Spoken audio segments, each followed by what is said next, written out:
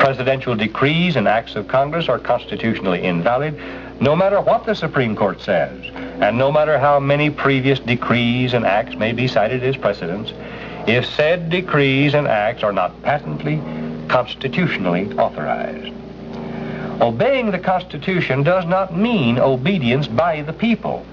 It means obedience by the federal government. The Constitution is a binding contract adopted by the people, meaning exactly what it says, to be obeyed meticulously by all agents and agencies of government, to be changed only by explicit constitutional process. Legislative, executive, and judicial usurpation of power has violated the Constitution so long and so outrageously that this nation is sinking day by day into a morass of lawless tyranny. We cannot reestablish constitutional government and restore our free republic until a decisive number of Americans understand our organic documents of government and use them as guides to political action. The organic documents are the Declaration of Independence and the Constitution as amended. My hope is that a significant number of Americans will get, read, pass on to others, and discuss these documents, which are the foundation stones of our greatness as a nation, the only bulwarks to protect our liberties as civilized human beings. Unless a significant number of Americans do study these organic documents of government and use them as guides to political action, our republic is doomed. A constitution is meaningless unless it is construed to mean exactly what it says, and unless the agents of government sworn to uphold the Constitution are compelled to obey all its provisions explicitly. You should not vote for any politician who consistently, by his voting in Congress and by his support of federal programs and policies, violates the Constitution. You cannot depend on the politicians to tell you whether they violate the Constitution. They all tell you they respect and obey it.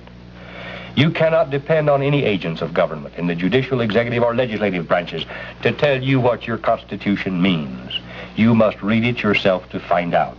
When you find out, you should do your utmost to remove from public office every official who violates the Constitution's clear meaning, if you want to save your own freedom and help restore your republic. A constitutional republic, not a democracy. The ideal of a democracy is universal equality. The ideal of a constitutional republic is individual liberty.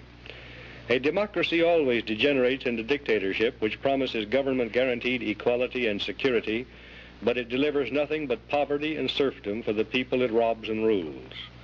America was founded as a constitutional republic to safeguard the liberties of the people against the tyranny of democracy or of one-man dictatorship.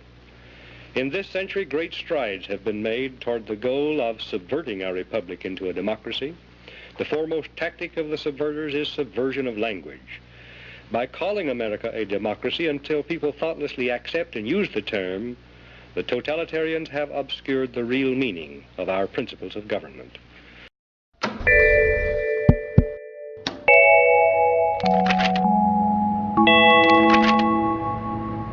In 2003, Donald Rumsfeld estimated a war with Iraq would cost $60 billion. 5 years later, the cost of Iraq war operations is over 10 times that figure. Factoring in the Afghanistan war, total operations are at $800 billion. By the time the U.S. leaves Iraq, the estimated cost of war will be $3 trillion.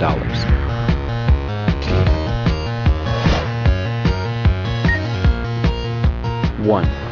Start with the total operational costs to date,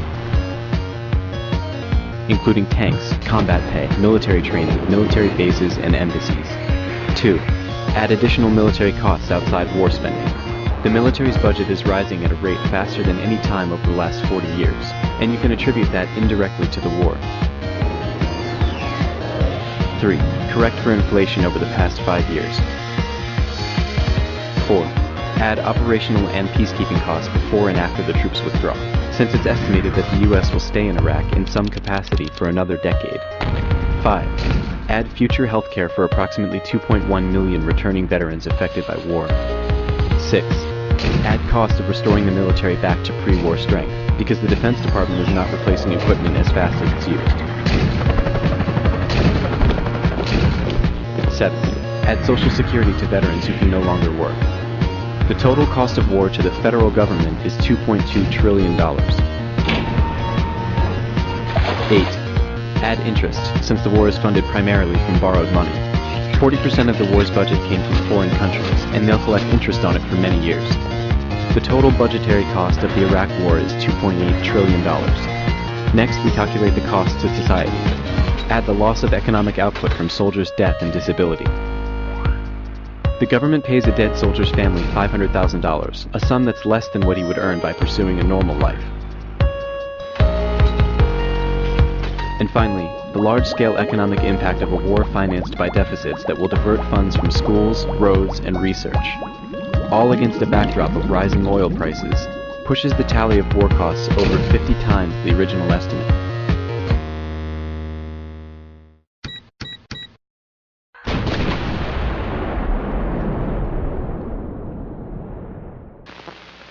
A democracy is a political system in which the people periodically, by majority vote at the polls, select their rulers. The rulers then have absolute power to make whatever laws they please by majority vote among themselves. In a constitutional republic, the people also, by majority vote at the polls, select rulers who make laws by majority vote among themselves. But the rulers cannot make any laws they please because the Constitution severely restricts their lawmaking power. The ideal of a democracy is universal equality. The ideal of a constitutional republic is individual liberty. In this century, great strides have been made toward the goal of subverting our republic and transforming it into a democracy. The foremost tactic of the subverters is subversion of language. By calling America a democracy until people thoughtlessly accept and use the term, totalitarians have obscured the real meaning of American principles of government. Tonight on Marketplace, Jack Nicholson. Jack Nicholson, what's he doing on our show? Well, he's been dying to get on Marketplace. He phones up every week, and tonight, believe it or not, he's selling a potential pollution-free fuel for our cars. Wouldn't it be great if someone came up with a cheaper fuel of limitless supply? Well, in California, some businessmen claim they have. Let's hear their story. One of the people with money in it is pretty well known to most of us. It's Jack Nicholson, all right. And the car he's driving is unique. It's a standard Chev with a standard engine, but what makes it unique is there's no gasoline in the car. It's running on hydrogen, and the hydrogen was produced by solar power. And this is the first demonstration. It'd be harder to put this car down. This hydrogen-powered vehicle did back up, and it went forward. And this was last week in California. And the news cameramen were more intent on the car than they were on Mr. Nicholson. An engineer explained how it worked. The gasoline facilities out of this car. They are not there anymore. This line goes into a carburetor. Now, this carburetor is very similar to the one that is in your car now, except that it's been altered to handle hydrogen gas rather than a mist of gasoline.